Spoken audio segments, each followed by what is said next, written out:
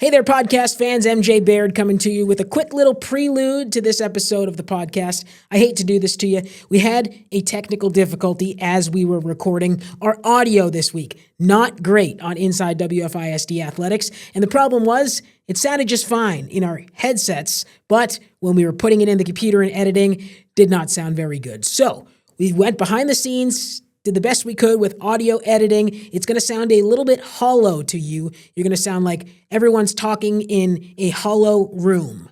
We did our best to do surgery on the audio the best we could.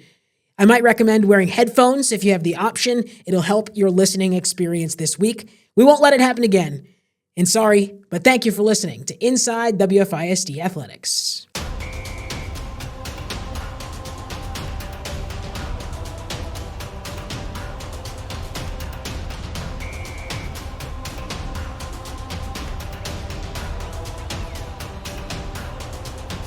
Hello, everybody. Welcome to episode number 7 of Inside WFISD Athletics. Look at this guy, Josh Burris, Memorial Athletic Trainer. Look at this guy, Robert Doley, Legacy Athletic Trainer. Of course, you know Chad Johnson, the WFISD Multimedia Specialist. I'm sorry, I'm still here. My name is MJ Baird.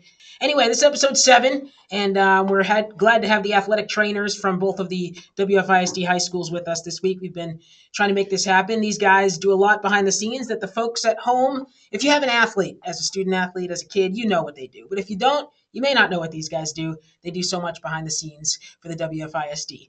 Before we get into who they are and what they're doing, I'm going to give them a second to think. This is episode number 7 of the show, so start thinking of famous number 7s in the world of sports. While you're doing that, I am going to thank our sponsor here on the show. Thanks to our friends over at Macaulay Landscapes, proud sponsor of Inside WFISD Athletics and proudly serving Wichita Falls for 21 years. Their services include lawn maintenance, landscaping, irrigation repair, and so much more. You can visit them online, MacaulayLandscapes.com, for more information on how they can help you with your lawn care and landscaping needs. Inside WFISD Athletics relies on Macaulay Landscapes, and you should too. All right, Chad, you are up first. Number 7s in the world of sports. I mean, the first one for me is obvious, and you didn't have him on the rundown. Okay, I'll eat that. Who is it? Arguably, if not the greatest Texas Ranger of all time, definitely on the Mount Rushmore, Yvonne Pudge Rodriguez. Yeah, I definitely left him off. That was not good. Mickey Mantle was my other one. I know you refuse to put Yankees on there, but Correct. you can't fault Mickey Mantle. Arguably, Warren Moon and him probably were my favorite quarterbacks of the 80s. Okay. John Elway. So those would be the 3 that stick out to me the most. Okay. I mean, there's others, but those would be the 3 that stick out to me the most. All right. How about our guests? Coach Doley, Coach Burris. Do you guys think of number 7s in the world of sports? Man, I have a list, but I'll let Coach Doley go ahead and steal one. All right. Okay, I'm going to probably steal one of Josh's because we both grew up in the Houston area. Mm-hmm. And the longtime second baseman and Hall of Fame second baseman for the Houston Astros, Craig Biggio, would be my number 7. Chad, do that again. Thumbs down. I actually liked that era of the Astros because they were a National League team. They weren't really a Rangers rival then. Sure. So I actually liked that era of the Astros. Okay. Now it's the error of the Astros. ERROR. There you go. Josh, you said you have a list. You came prepared. I'm ready. He texted me last night to make sure the numbers so he could study. Okay, I love that. That's the buy-in I'm looking for. So who do you got? Yeah, I watch the podcast all the time, so I was prepared.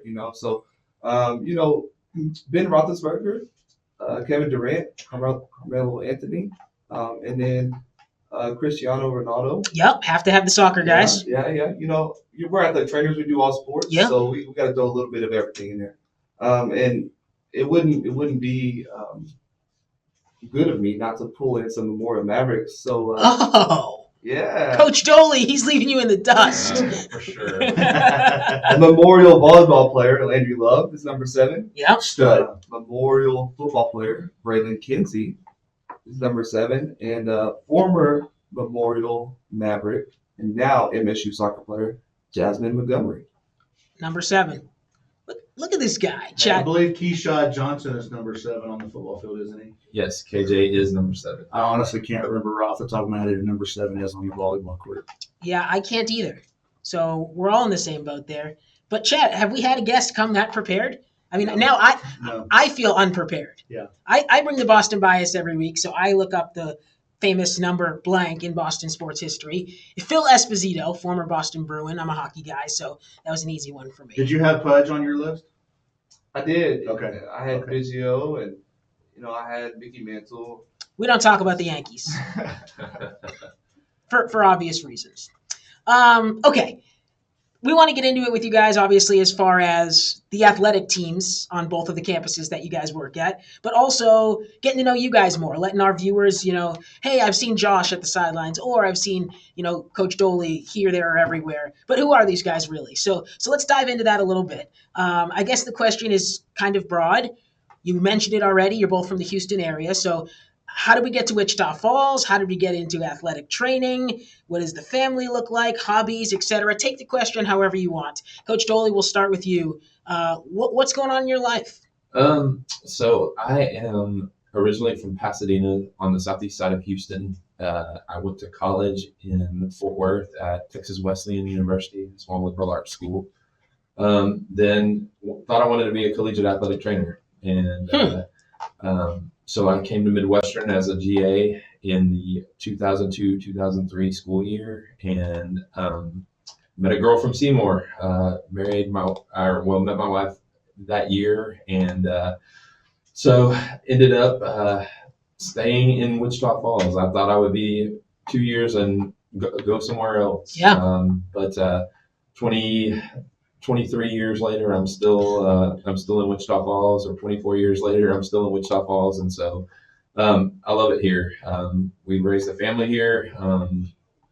Got the job at Old High in August of 03, and worked at Old High from 03 until January of 19. Then I went from Old High to Ryder, and was at Ryder for 5 years, 5.5 years, and then had the opportunity to go to Legacy, and it's been great. Life is really good. I have a kid that graduated last year and is at Texas A&M as a freshman, and my youngest Eli is a sophomore at Legacy.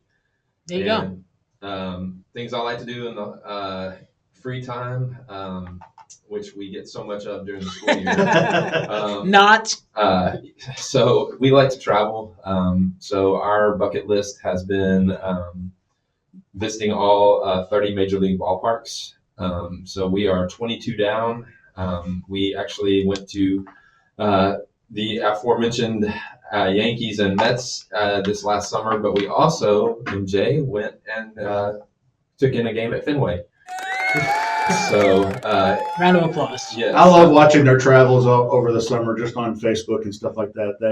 That's like a dream of mine, to go to all these ballparks. So to see them doing it's a lot of fun. That's outstanding. It's awesome. So, You've also been to Omaha, is that right? Yes. College World Series. We went to the College World Series about 3 years ago.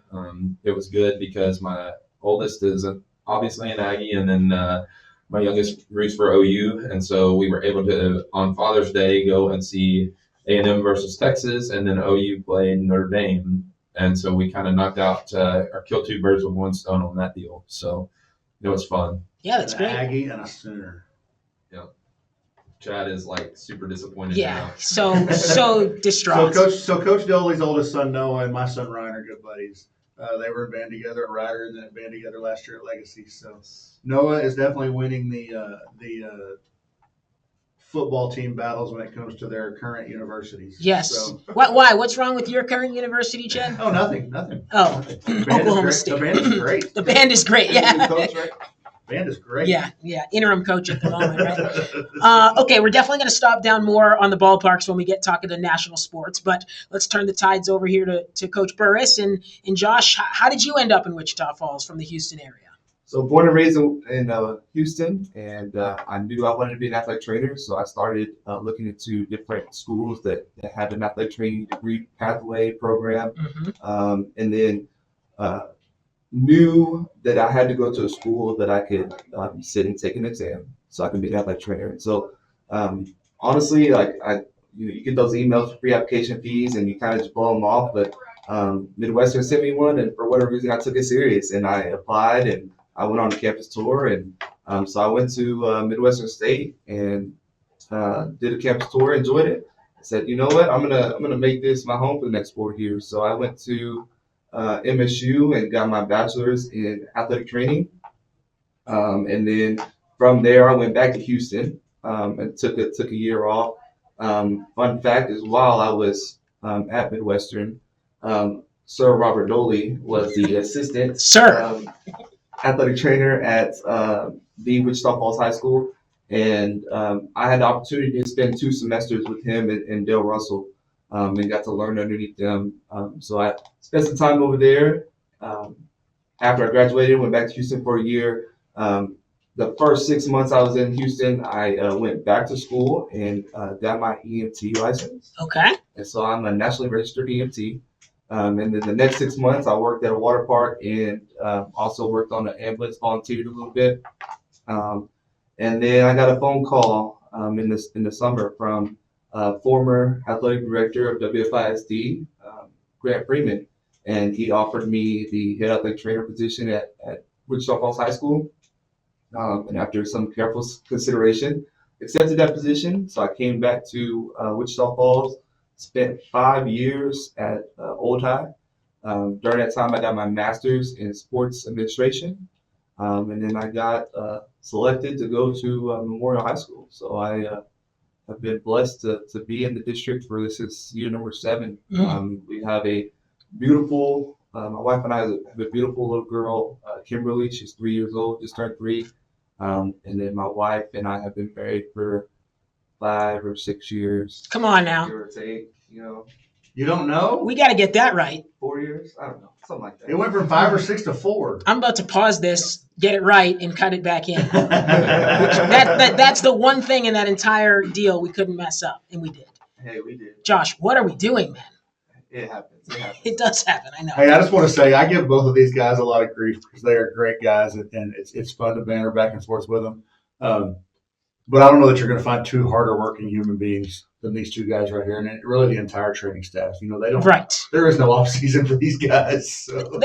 And Coach Dolio alluded to it as far as inability to travel during the season. But really the season is the school year because it starts with volleyball and cross country and football in the fall. And then we're into basketball season, add in soccer, then it's baseball and softball. And I didn't even mention the swim and some of these other sports, track, thank you, that I'm missing, tennis, right? Tennis, fall and spring with the individual and the team, like it's all over the place. So Chad, the point's well taken. I guess for you guys, can you shed some light on, I guess we're in the fall, so we'll do it a day in the life of an AT in the fall, right? This time of year, let's say today is October the 23rd. Use today or don't use today. Today's a game day, so y'all can kind of tell us what a game day looks like. There you go. Good point. Yeah, sure. Football games on Thursday this week because of Mother Nature. So what does a day in the life of an AT look like? Josh, we'll start with you this time. Well, it starts early in the morning. We start treatments before school starts. So typically we try and get to the school around 6:30. Treatments will start at 6:45. So from 6:45 to about 7:20, we evaluate and treat injuries from either the day before, or if it's a long-term thing, then we'll have to come in and just treat them in the mornings. Then once the school day starts, we kind of get our administrative tasks done, whether it's updating injury reports or if it's doing treatment log, budgeting, things like that. This morning, I went over to Ryder Middle School and evaluated the Ryder Middle School athletes that were injured. So we also have middle school feeder patterns that we're responsible for. So we take care of those athletes. And then from there, we roll immediately right into athletics. So we have varsity athletics 5th period. We get a small lunch break, and then we go into our sub-varsity athletics and then our varsity girls athletics at the end of the day. And then it moves into, for us today, we'll be getting ready for our game. So as soon as school lets out, then we'll start our process of pregame taping, going to set up the field, and then just get ready for the game itself going on. But every other day is usually just a practice that rolls into treatments or evals or whatever it is. Our job is very broad spectrum from the we do prevention of injuries. So even if it's while we're on the field just watching practice, making sure that there's not a football or a helmet laying down to where somebody can trip over it, things like that. Sure. So for prevention to evals to emergency care, to treatments, we do it all. I think people, you know, see you guys on game day. Kid goes down on the football field, on the soccer field. You and your assistant ATs and the student trainers, for that matter, are the first ones out there to kind of evaluate in real time. But I wonder if people realize what goes on behind the scenes at every practice, at these rehab sessions in the mornings and things like that. I hear football coaches, because remember, at the end of games, I'm right in their team huddle with a camera and a microphone, and they're always, it's a Friday night, for example, they're saying, all right, guys, go see insert trainer's name here for 8 a.m. to get looked at or get iced or taped or whatever it is. That treatment stuff that's beyond school hours, so to speak, people at home, I hope they recognize just how much you guys are. It's like coaches, right? People say coaches work never-ending hours. It's the same with ATs. It's the same with sports people. For sure. So and we get do Saturday treatments at 10 o'clock every day, or every Saturday after Every a week. Friday football game. So that way we have hands-on immediately after the game. We know who's hurt. Right. And we can give the coach updates so that they can update their roster if they need to. So I guess, Dolly, that's a good transition to you as far as maybe what your week looks like, or maybe pick it up there, your Saturday treatment period. So every coach that I've worked with in the past, and good Lord, I've worked with a lot, has a different kind of mindset about what Saturday is. But Saturday is a good rest and recover day. We try to bring our kids in Saturday mornings, and one of the three of us, there are two other athletic trainers on both campuses. Good point. Let me interject for a second, because we should have mentioned that you guys don't work the entire campus yourself. So, Coach Doley, tell us who's at Legacy, and then we'll get back to your point. Okay. We have two other athletic trainers, Danielle Hoffman and Melinda O'Quinn. Melinda is new this year. She's coming to us from up in the Panhandle, and then Danielle is she and I have been working together. She worked with us last year, so really grateful to get to work with them each day. It's great to have support. Josh alluded to it earlier. We are fortunate in our district now to have that second or that third person. It's a tough job, but we really enjoy working together. But going back to Saturdays, Yeah. or do you want to go back? Do you want to go to Josh No, first? we'll come back to him. So Okay. go into what your Saturday looks All like. right. So Saturday, I tell the kids that it's more of I want to make you feel good today. Try to figure out if we need to refer someone to see one of our physicians, we can do that. But if not, it's usually consists of mostly just making them feel good, icing E-stem, or doing some. They love the Normatec on Saturday mornings. Okay, hold on. Normatec, someone who doesn't know what that means. It is a compression unit. It's a recovery boot. Is it the thing that go on their legs? Yes, Yeah. it looks like space. They look like space boots, honestly. It helps promote the recovery process after you have some soreness or a tough game or weights and things like that. Okay. So our kids love them, and so we get to spend time. I tell our kids I like it probably more than they do, just because it gets us in there and hanging out with our athletes, and you kind of get to kind of peel. It's Saturday. It's a little more relaxed. You're not trying to get them ready to go to school like a normal morning. So it's kind of fun. So I enjoy that aspect of the job. And then my schedule is pretty similar to Josh's as far as mornings are concerned. They start early, and then you just kind of parlay all the day, just kind of parlays together. So it's kind of fun. I enjoy what I do. I am super blessed to actually get up in the morning and love what I do.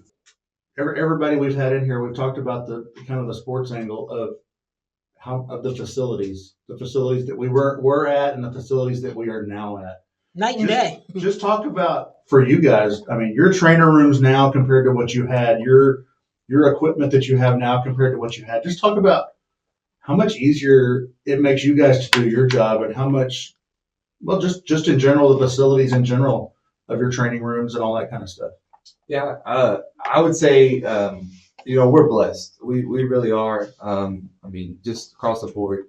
But I had the best training room at Old Dock. It was just the way it was long. It was able to be set up. You can get people in and out, the flow of traffic, everything. It made it so easy. And whenever we were transitioning to the new schools and in the spring, I went over to Ryder. That's where Memorial was having their spring practices. And it was just, so claustrophobic. Ryder was a little more of a hodgepodge. Yeah. So it made things a little harder. But I'll say with the new schools, we had some say in how the training rooms were going to look and how they were.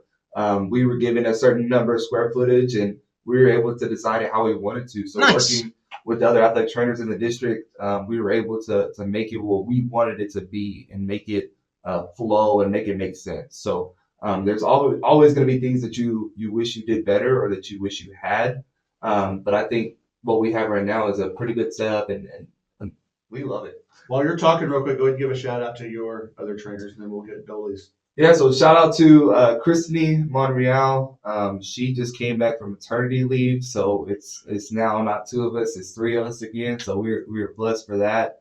And then with our wonderful partnership through United Regional, Jacob Ruiz is our third athletic trainer. So we have three awesome, very good, qualified athletic trainers. Two of them are better than me, but I'm glad to work with them. They make me better each and every day. I'll keep my smart aleck comments to myself. Yeah. That I give Burris off camera. So Yeah. okay, so Dolly, you talk to yours. I mean, you worked at Old High, you worked at Ryder, and now you're at Legacy. Just talk about the difference in what you had and what you have now. So when I started at Old High, we were in the basement. It was like a dungeon. I'm sorry for honestly. laughing. It was under the home side It was under the bleachers of the gym. Okay. So it was challenging at times to get anything out of the training room because you had to go upstairs or up a ramp to get anything out. But I was very fortunate. I learned from my mentor, Dale Russell, a ton. Dale Russell. Yes, the Dale Russell. He was able to teach me, and I think at times he probably thought, "Oh my gosh, what is this guy doing?" But so we were fortunate. I don't even know what year it was that we moved. The weight room at Old High had gotten improved due to an awesome community outpouring and all that. So they had built a brand new weight room, and the old weight room was just space, like empty space. And so they asked about making that a training room, and so they split it in half. And like Josh said, it was kind of long and narrow, but it was super awesome. So I got to be in that for like a year and a half before I left Old High, and then. Yes, Ryder's athletic training room was it was an afterthought. They obviously didn't plan when Ryder was built to have an athletic training room, so it was like a glorified. I don't even know what it is. We didn't need any trainers in the '60s. So it was like an afterthought. So it was a very small. I mean, we laughed at a couple of the. Google Meets that we had back when we were planning the new buildings. A couple different times they were asking me why I was sitting in a clothes closet, and I said, I'm not in a clothes closet. I'm in my office. Like it just looks like I'm in a clothes closet. There was 2 desks, and that was really about all you could get in our office at that point in time. Wow. And so, and then the training room was really tiny as well. You got 40 kids in there on a game day, and it was like you could hardly walk. So, but it was fun. Each stop I've made in WFISD has been a cool thing. I had probably one of the more unique perspectives, just having been at Old High for so long, and then getting to help close down Ryder was really fun. So, I've been blessed to be able to do that. It is kind of funny to think about. I made that joke, but it is kind of funny to think about how much more there is in your job now, just because there's such a everybody's looking out for so much safety now. There's so many safety things that have put into place, just as far as the way the players, their uniforms, their equipment, the way you guys do stuff. Because it used to be, I mean, concussions were a thing, but they weren't a thing. Like it wasn't something that really thought much about it. Or somebody come off the field, I'm hurt, throw some ice on it, get back out there. Like it's definitely changed a lot over the years from where it was when we were in school to where it is now. So, Well, I'll put it in perspective. and you guys are responsible for weather too, to watch the weather on top of Yeah, it. I mean, we do so much as far. I mean, pre school year started, preseason starting. We do an integration with EMS. So we put on a training with EMS to kind of coordinate with them if something was to happen on our campus. Who does what? How do we respond? Things like that. So kind of make sure that we're collaborating with one another. We did one at Memorial. Dolly did one over at Legacy. We do a lot of prepping for practices and games and make sure that the cold water immersion is available if there's a heat emergency, things like that. Just to throw this out there, and this is not a brag on me or what we do because Legacy has the same numbers pretty much. Last year at Memorial High School, we saw 5,956 student athletes. Wow. So that's each patient encounter, and that's not You including. saw that just during football season last year, didn't you? And that's not including the game day evals. That's not including the practice evals on the field. That's not including this is only people that come into the training room, sign in, we treat them, and send them out. Right. And That's then crazy. at McNeil, we saw 248, and we are well on those numbers this year. So Yeah. just to put it in perspective, we're seeing over 6,000 encounters each year. Right. And you have that obviously documented number because people are coming in and signing in. I would venture to guess the number that you're doing that are quote unquote undocumented, meaning it during a game and there's no sign in. Like, is it half that number? Is it more than half? Like, it seems like it's a lot. I would say it depends on the year. I think we saw Dolly's injuries a lot more because it kind of affected their football team. Right? Yeah. So yeah. we saw those a lot more, whereas our injuries didn't necessarily affect our sports, but we still had probably the same number of evals. So I would say you have at least 25%, if not higher, number between practice and game Right. evals. I mean, every little cramp, right, Right. Coach Doley? Like, does that count? Sure. Absolutely. Right. That's what I'm saying. Yeah. Well, you don't see those kids that that play on Friday night that are maybe in a walking boot all week. They're getting Right. treatment from you guys all week long, True. just so they can play on Friday or whatever. I remember, going back for you with J Rod. I remember there was a couple of years with J Rod where you'd see him during the week and he'd either be on crutches or a walking boot. You're like, there's no way that kid's playing on Friday. He was out there. He was out there. So that's a testament to you guys, but also just a thing that people don't see that they think, oh, well, these kids are fine, or whatever. So I don't know. Let's use football for example. The NFL level, there's all these staff that do what you guys do. At the college level, there's it feels like probably the same as the NFL with the money that's in college football nowadays. And then there's the high school level. And you guys each mentioned so blessed to have 3 people on each campus, the 2 through the school district and the 1 where Josh brought up with the awesome partnership with United Regional here in town. I mean, 3 on a high school campus at the 5A level. Is that really good? Is that what it should be? Is that not enough? Like, where does the WFISD come down as far as valuing athletic training? Because I feel like, I mean, I've covered a lot of schools in this area. None of them are better than the WFISD. I think you can never have enough. The problem is the athletic training as it's not new, it's still new. So there's a lot of school districts that don't have athletic trainers. So there's a lot of places that only have one athletic trainer. For example, the Canyon ISD schools, they have one athletic trainer per campus. So they struggle to try and get everything covered due to that. Right. The Amarillo schools, they have 2, and they're working on trying to get a 3rd athletic trainer. So there's never going to be enough athletic trainers. We can justify every job that there is. I'm sure. We definitely are blessed. I would say, and I know this because we did a project this week with our student trainers. At the NFL level, you have the athletic training staff, you have the team physicians, you have the independent neurologist, you have a doctor on the sideline just for airway management. Like if there was any issues that they need to airway, like you have all these independent people. So we can never get to that level just Sure. for money purposes, right? But as far as it's concerned, we are blessed to have three athletic trainers. We all work our butts off, and we are there all the time. It feels like we don't get much of a break, and You whenever don't. I do get a break, I'm usually on the ambulance serving the community in that aspect. I've worked a couple legacy games this year and MSU games and stuff. So, we just go, and I think sometimes we go too much and maybe burn ourselves out. But Yeah, I that believe just it. goes to show like how much we're willing to do, and we don't just treat this as a job. We treat it as like these kids are our family. These are our kids. The coaches are our brothers and sisters, right? Yeah. So this is one big family that we're working together, and it makes it easier that way because we're coming to a family. Then we go home to our personal family. So we never leave family. We have a great staffs on both campuses, and I love some of those guys over at Legacy. Just some of them. Just some of them. Just some of them. Just You know, some. and I want to make that point real quick while you're talking about family, because you guys were even talking about it before we came on here.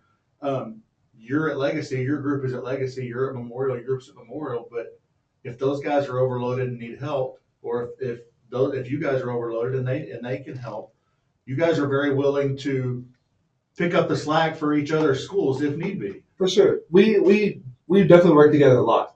We host district cross country, district track, regional tennis. There's a lot of things that we work. And so, for instance, Christine was out on maternity leave since when school started. And so with us being down to two athletic trainers and having football and everything, we had a call on Legacy to help us cover some of these like district cross countries and stuff. Whereas the flip side, last year, they needed some help, so we helped them out. But yeah, we are one as an athletic training group. I think we do a good job of working together very well. It's not Memorial Athletic Training and Legacy Athletic Training. It is we are WFISD Athletic Training. We will help each other regardless of whose kid it is or anything.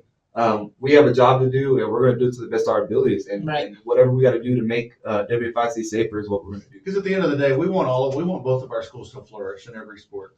I mean, I know. I mean, I think it's safe to say for you guys only care. You guys only want them to lose once every year. For You sure. guys only want them to lose. Nothing means more than for you guys to be playing each other in a district championship on the line or a playoff spot on Right. the line or Exactly. whatever. So, and at the end of the day, we're still new enough at this that there's a lot of your kids at Legacy and there's a lot of your kids at Memorial. So Absolutely. you guys definitely have buy-in on both campuses. So Well, it's funny, and not to steal the show or anything, but I always, whenever I go up and talk to somebody new, for instance, when Greg Davis came in as the head coach of Legacy, and I introduced myself, I said, "Hey, I'm the athletic trainer over at Memorial," and we kind of got to talking and stuff. And I said, "If there's anything we can do to help you, let us know." My badge says WFISD. I get paid from WFISD. I don't work for Memorial. I work for WFISD. Yeah. So if there's anything I can do to help the district be better, then that's what we're going to do. I love that. I love that. Coach Doley, can you talk about student trainers? Because Josh mentioned them, and we see them on the sidelines all the time. When I say we, camera people, media folks, they're down there, right alongside you two and the other trainers, and I would imagine kind of doing those learning reps, if you will. So can you take us through? I know both schools have them. What does the student trainer program look like, and how does it work? Well, so they are an extension of us.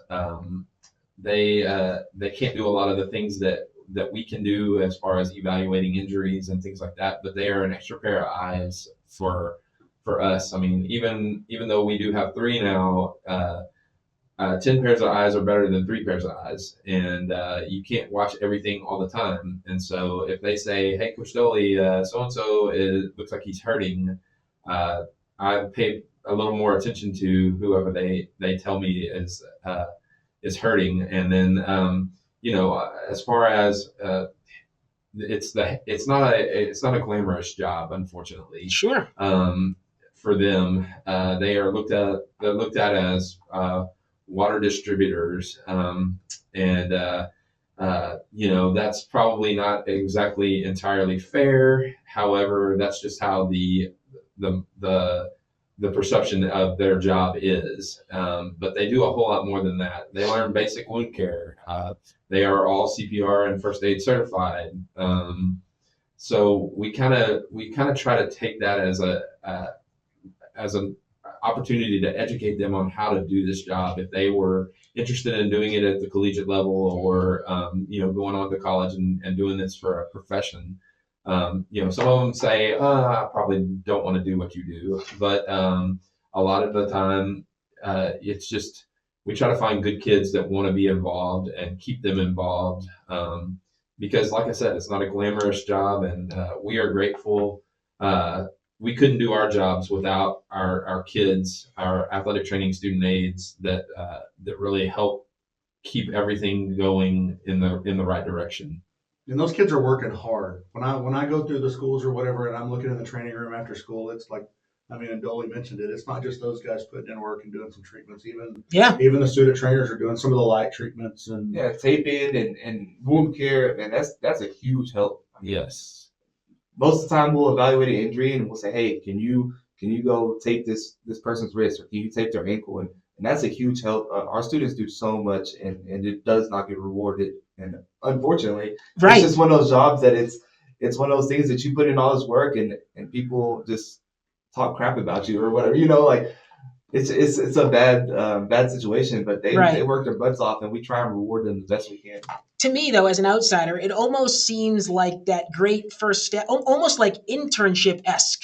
Like, if you're going to pursue that career, like, that's the place to start. That's the place to get the reps. Then, as Coach Doley said, if you're going to look at it in college, where I went to school, the AT program was like highly competitive. Like, who's going to get with the hockey team versus with the basketball team, and et cetera, et cetera. So I would imagine if it's something you're serious about, learning how to tape and learning how to do those evals and wound care and the CPR and AED, all that stuff, like, it's a great first step, if I would, guess. So anyway, Josh, another thing you mentioned earlier, you said you're an EMT on the side. So for the uninitiated, what's the difference between an athletic trainer and an EMT? So it's honestly it's really similar. We get to do a lot of the same things. The only difference is when you call 911, we're the ones to show up to your house, right?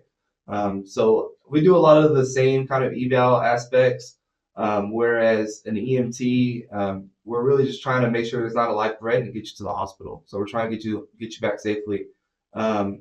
Whereas athletic training is more of you're there the entire process from the start of when somebody gets hurt all the way till they get back on the field or court. And so that's the best part about being an athletic trainer. But I love being an EMT as well. It's the emergency care aspect and learning just different things that can happen, from rolling up on a car accident to just going to somebody who's sick, or even a fall.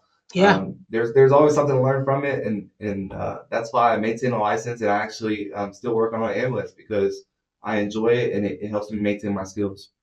Love it. Coach Doley, you said something earlier that caught my attention. You were just talking about as far as working with coaches. I'm curious, just for my own knowledge, do coaches dictate your schedule as far as trainings and treatments, or does the athletic trainers dictate what the teams and the coaches do? I think it depends. That's where communication comes in. Yes, I would say we have had coaches. There have been coaches that I have worked with that have been more dictatorial about how and when and what we are going to do. And then there are other coaches that are not that way. And it just kind of go, we are never in control of our own schedule, really. We can try to set parameters, but we are at the mercy of the team. And it's not only, this year this time of year, it's really about football and volleyball. However, it kind of, it goes out from there, and they're going to have practices whenever they're going to have practices. And we just kind of have to, that's where having a third person is really helpful, because you can kind of divvy up the coverage the way you need to. Obviously, when we're at school, it's not that big a deal, but it's the extra nights and weekends and all those things where, if you were flying solo, it would be really, really difficult to do so. Yeah. One real quick question before we one more trainer related question from me before we move on to some of the games and stuff. you see it in pros and college or something like that, where you've got this kid or whatever that maybe they're in concussion protocol or whatever, and they want to get back in the game, and they talked about hiding their helmet. Have you guys ever had to hide anybody's helmet, or had tense conversations with coaches about so and so's not coming, he's done for the night or whatever? Have y'all ever had to have? I'm sure y'all probably have. What's maybe just real quick, maybe your favorite tense story, I guess would be the right word, hiding a helmet or something without giving names. Yeah, I would say there's always those cases, right? You always have those kids that want to play, and it's a good thing, right? Because they want to be on the field or court, or they want to play. I think it comes down to bottom line, having a good relationship with your coaches. If you're able to justify the injury, okay, so we're saying concussion. So we do our concussion evaluation. This person's concussed. If I have a good relationship with my coaches beforehand, then I can go to that coach and say, look, they have a concussion. They are done for the game. We will look at them again tomorrow and kind of follow up with them. And so I think it comes down to that. You have to have those good relationships beforehand to make this easier. And then when it comes down to the player aspect, you just have to explain to them, hey, this is a brain injury. Your brain hit your skull, causing basically a bruise of your brain, which is what a concussion is. And if you do that again, that is a life-threatening risk. You could ultimately die from doing that. And so just from educating the athlete, sometimes that helps. And then sometimes you have those athletes that don't want to hear it. And so you do have to say, take their helmet and hide it. And I park my truck on the field. So a good spot's just to throw it in the back seat, lock the truck, and what are you going to do now? I love it. So, yeah, I think Josh hit a lot of different good things. I mean, obviously, it goes with having relationships with your coach, a good relationship with your coaches, and also with your students, your student athletes. I mean, there are times when I've had to have the discussion of, hey, you guys, I'm here to protect you from you as well. Yeah. And you know, at times that's a hard thing. There's my clothes closet right there. Sorry. At times it's really that can be more difficult than other times. But I think if they know us, and the thing is we spend so much time with these students, and then also our coaches. I mean, we spend as much time with them or more time with them than we do with our own families. Right. So there's a trust factor there, where they are going to trust what we have to say, and then you know, we're going to try to care for them. I always tell parents at the beginning of the year, we have a parent meeting, and I always try to tell the parents, I'm going to probably take care of your kids better than I take care of my own. And I don't say that to be like I'm not taking care of my own kids well. It's just that's my passion. Right. I look at this as a ministry opportunity, and it is. I learned that from Dale a long time ago, and just how we were able to take care of kids back at Old High, and then that's kind of just parlayed into at Ryder and now at Legacy, and Josh and his group are exactly the same way. I mean, Christine and I work together at Ryder, and I know almost all of those coaches at Memorial because I worked with them either at Old High or at Ryder. Mm. So it's pretty cool just to be able to have those kinds of friendships, and it's more than a friendship though. It's more like family. I love it. I agree with all of it, and I'm not jealous of the commitment. I think I work a lot, and it ain't even close to you guys. So, what do you say we talk some sports, Chad? Yes, sir. All right. And by the way, quick note on the athletic trainer videos that I just showed. That just shows me I don't do a good enough job shooting video of you guys and your counterparts at all the local schools. I spent hours, literally hours last night trying to dig up old footage. I'm like, I know I've shot a clip of Coach Doley on the sideline at Memorial Stadium working on a student athlete. I know I have it somewhere. But the way our archive system works, I can't just search your name and it'll come up. I'd have to remember the exact game, and I couldn't do it. So the reason I have more footage of Josh is because we did that story just last year, AED awareness and preparedness within the WFISD. So let's talk high school football first. We got about 20 minutes left here. We'll talk volleyball, football, and then maybe some national and regional sports too. But first at the high school level, obviously you guys are on the field every Friday night to watch the football teams play. So put your job aside for a second and put on your fan cap, if you will. Just kind of you guys' thoughts so far on the football season and where our two local teams are at. Obviously, we're gearing up for a Week 11 matchup between Memorial and Legacy, which may have huge playoff implications. Yeah, I think I'll start by talking with Legacy. The 2 wins that they got, I happen to be on the ambulance for those games. Wait. Hold on. Time out. So you're saying that both times you were on ambulance, the Leopards won. That's exactly what I'm saying. You better be on Are you ambulance. gonna have him on the bus today? Right. As many opportunities as you have to be on Don't tell Greg ambulance. Davis that. Oh. Michael might not be happy when you're on that Legacy bus today. Sorry, Josh. Go ahead. So yeah, I got to watch both of their wins, and those were awesome. You know, like we were talking about earlier, it's always nice to see a win from a WFIC team. And seeing Legacy beat Plainview was awesome to watch. So that they have definitely improved. Coach Greg Davis has done a great job over there, and I know he'll just keep doing bigger and better things, and that just makes it even more fun. And then from the Memorial aspect, you know, we started off rough. You know, you go 0-2. But I would say that those were 2 of probably the toughest games in our district. Yep. You know, we had a great preseason, and then we roll into an 0-2 district start, and it makes it hard. But they worked their tails off over the bye week and really came out and showed it against Abilene Wiley. So we're hoping that nothing changes tonight when we play Lubbock Cooper. They go out there and prove why we had such a great preseason, and just continue it on the rest of the district and then going into the by-district. And talking to Coach Bindle yesterday, he said that was probably last Friday was probably his most complete game.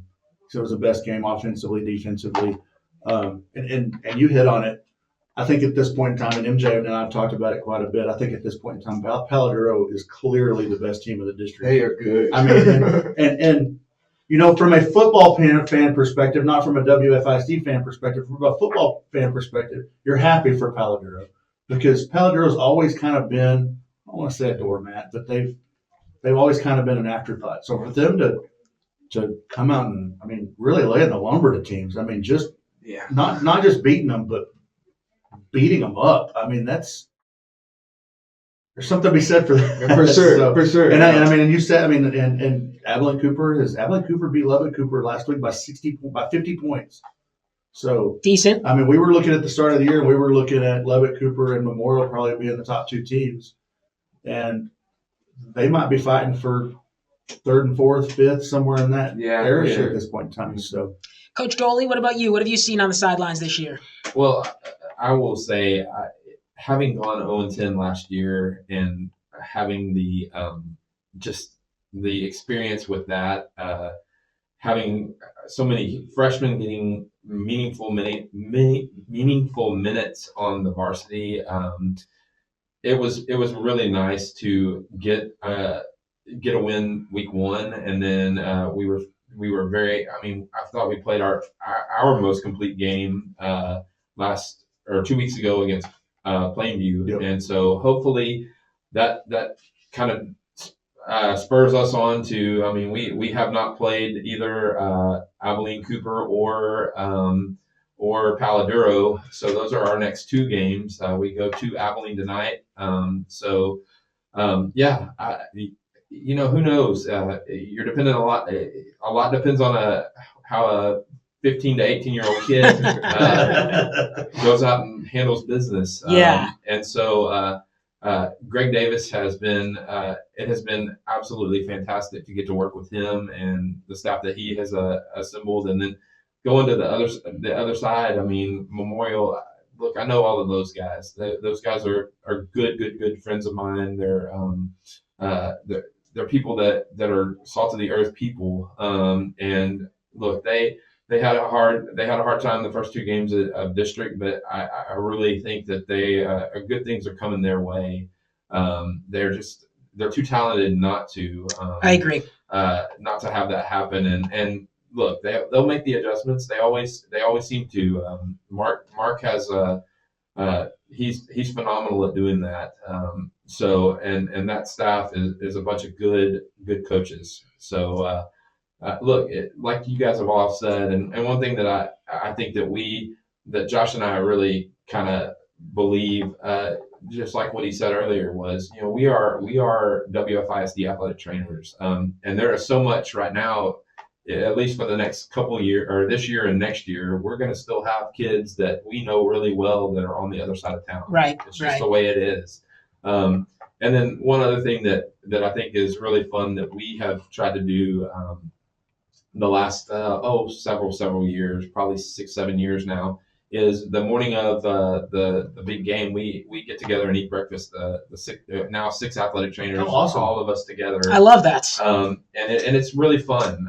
It's something that Dale and I always talked about doing, and then we never really did. And when he and I kind of split up, I was like, we're going to make that happen. And so that's awesome. We get together and have breakfast and get to talk shop or just talk life, and then we see each other later on in the evening at the game. Yeah. I'm sorry you have to eat breakfast with Burris.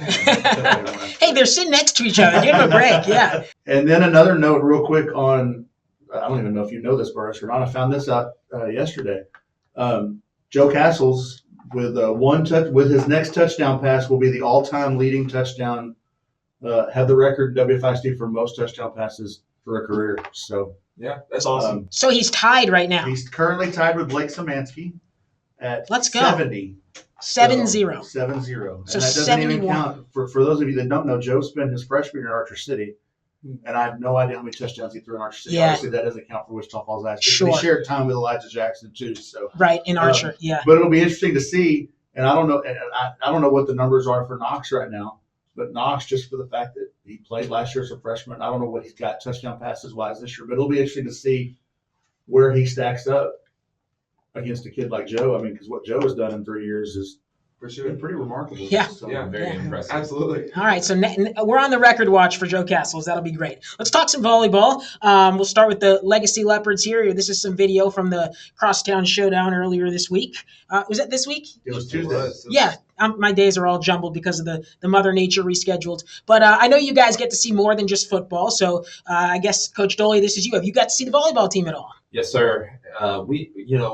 There again, we've been very young at the volleyball on the volleyball team as well, but starting to see some success, and it's really fun to watch.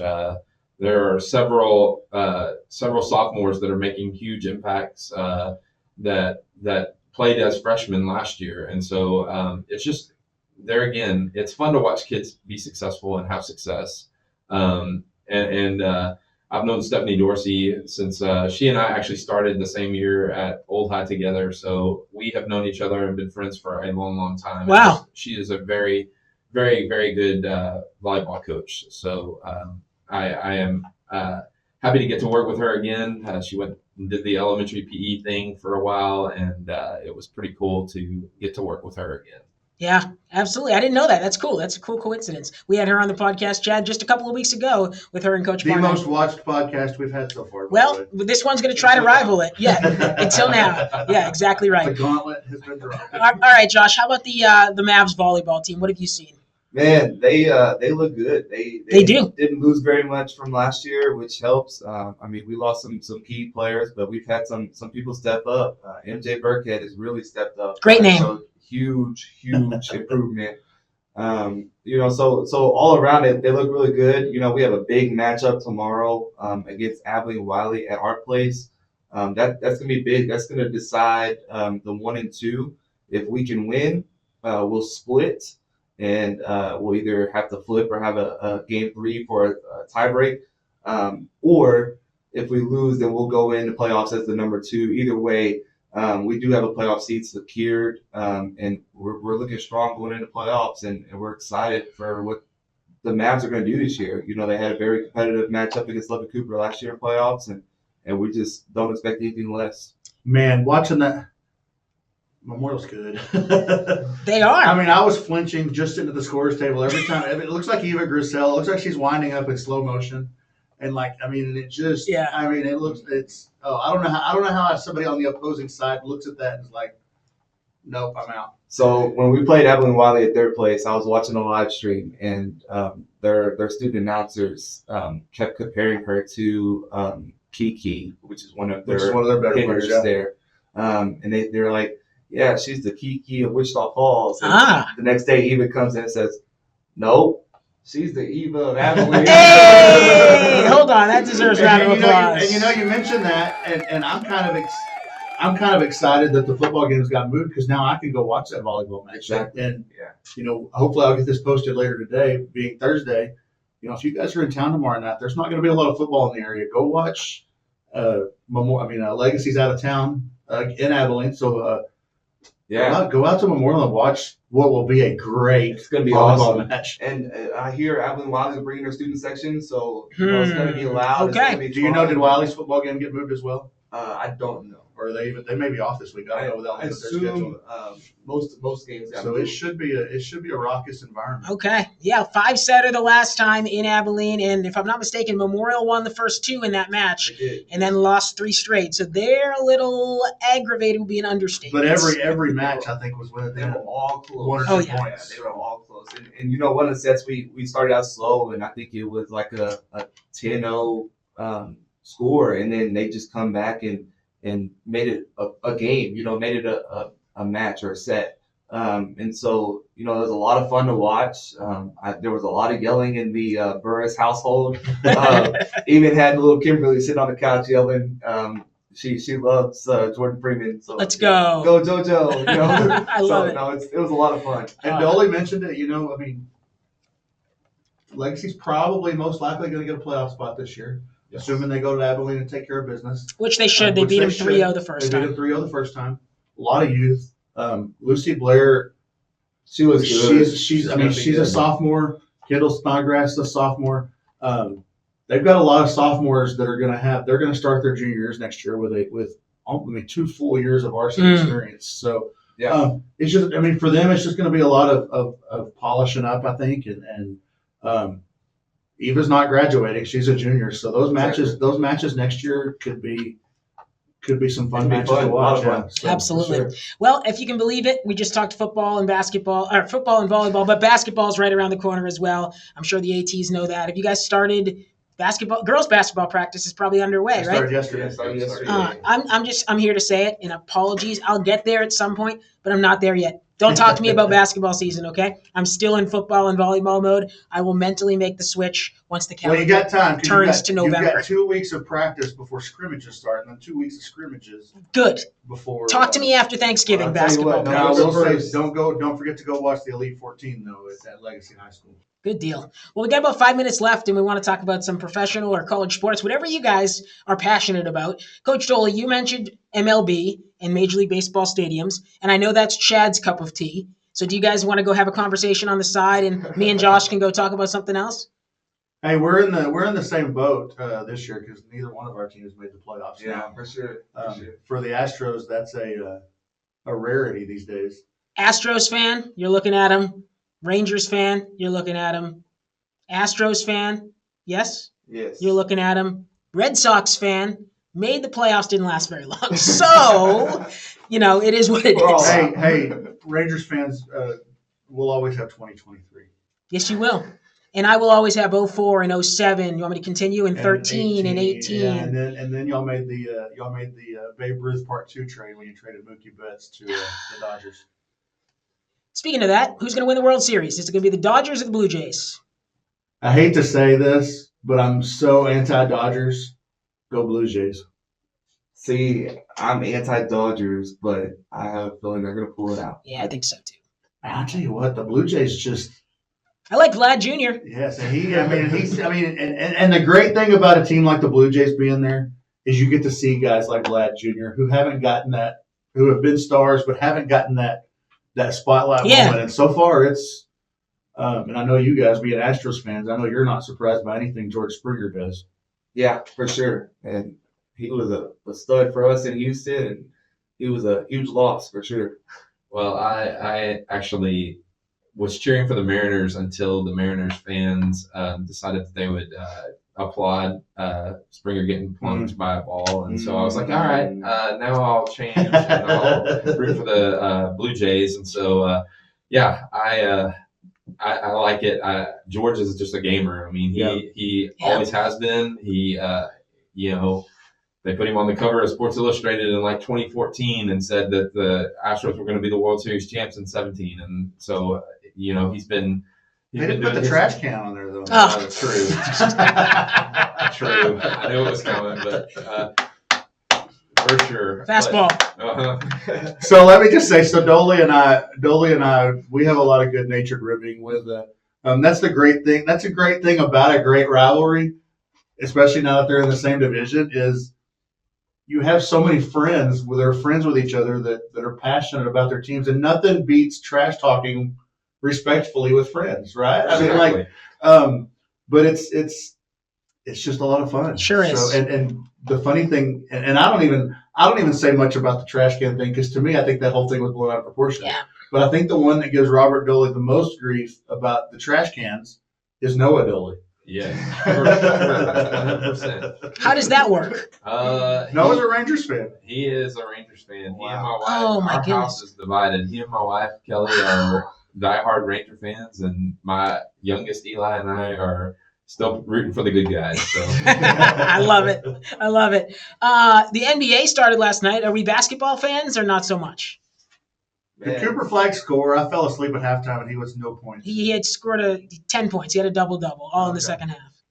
It's way early. I'm not giving up on Cooper. One of Flag yet. 82. The One of Rockets 82. look good. Are you guys Rockets fans? I know they lost in double overtime to Oklahoma City, but I'm a Houston fan. Through and now, we have so much going on, and like we mentioned before, if I'm not doing something athletic training related, I'm usually on an ambulance, helping pick up some ships and stuff.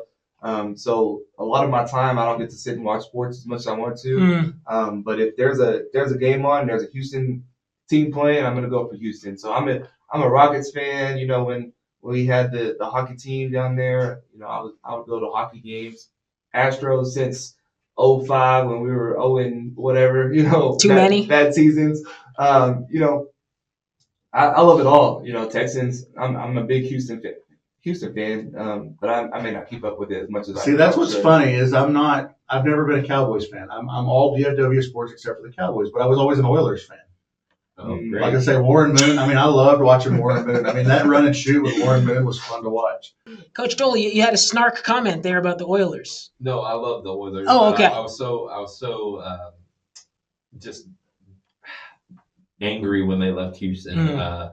I actually had to find. I couldn't be a Cowboys fan, so I had to find someone else to root for because I wasn't going to be a Titans fan when they went to Tennessee. Sure. And so I chose the Redskins to be my team, and so then it's been terrible being a Redskins fan too. But I'm more of I like the collegiate sports probably better in both basketball and football than I do the professional sports. Okay. So Who's your team? Is it Texas? no. Is it Houston? No. Is it A&M? Yes. There we go. Coach Doley's A&M. Obviously, Chad is Oklahoma State. I've talked about before how I am Ohio State by proxy, just because I had a buddy who went there. Josh, what college football team is yours? See, I'm Oklahoma State by proxy too because that's where my money goes. Fair. But anyway, go ahead. See, I don't have a huge liking towards one team or another. Okay. Saturdays we just throw on football, and honestly, my wife kind of controls the remote. And so Good call. we sit there and she's like, "Oh, that game's boring. The score's too far spread, so we're gonna change it." I'm like, Sure. okay, whatever. No, I just like watching sports. I mean, we're around it all the time, but even at home, like we put sports on all the time. She's a huge hockey fan, and so we always watch hockey. But when hockey's not on, we'll throw on football. The greatest thing about Saturday, and MJ's got that look right there. If you've got YouTube TV, is that multi-view on college football Saturdays. Now, I will say my ADD starts kicking in, and I can only keep it on the multi-view for about 10 minutes, and then I'm like Chad, ADD? confused No. about where I'm looking, so I'll end up going to one game or another. But it's nice to have that. Where it's really nice is now that you can pick your own multi-views, I can pick, Yes. I can put on something that Christy wants to watch and just put my game over here on the side and just watch the game while we're watching Wait, and listening to are you something saying else. YouTube TV is saving marriages one multi-view at a Now time? that you can change, now that you can pick your multi-view options, yes. That's great. We are out of time, gentlemen. Uh-oh. Thank you so much for coming, though. Thanks, guys. Yeah, this was really Yeah, fun. this We is appreciate awesome. it. Thanks, guys. I hope you like our KFDX Plus studio. No, Coach Doley, it's not a closed closet. It is its own studio. Close. It is pretty close. It is pretty close. Do us a favor if you're listening and watching. Hopefully, you are already subscribed to WFISD Athletics or WFISD period, right, Chad? On YouTube. What's the YouTube channel? Wichita Falls ISD is the YouTube channel. Perfect. And then with WFISD Athletics on Facebook. On Facebook and Instagram, I've tried to start getting I've tried to start getting a little more active on Instagram, on the Insta. I guess that's where the kids are at. So, The Insta. It changes all the time. yeah. It So sure does. I need to get a graphic, but yes, follow us on Facebook, Instagram, Twitter. They're all at WFISD Athletics. So, Fantastic. That's where you can sign up, get auto downloads, all that good stuff, and notify when a new episode of this podcast drops. We want to thank Macaulay Landscapes for being the official sponsor here on Inside WFISD Athletics. And we want to thank two of our athletic trainers, Josh Burris and Robert Doley from Memorial and Legacy High Schools, for joining us here this week. All right, that's going to do it for episode 7 of Inside WFISD Athletics. Thanks so much for watching, and we'll see you next time. Thanks, guys.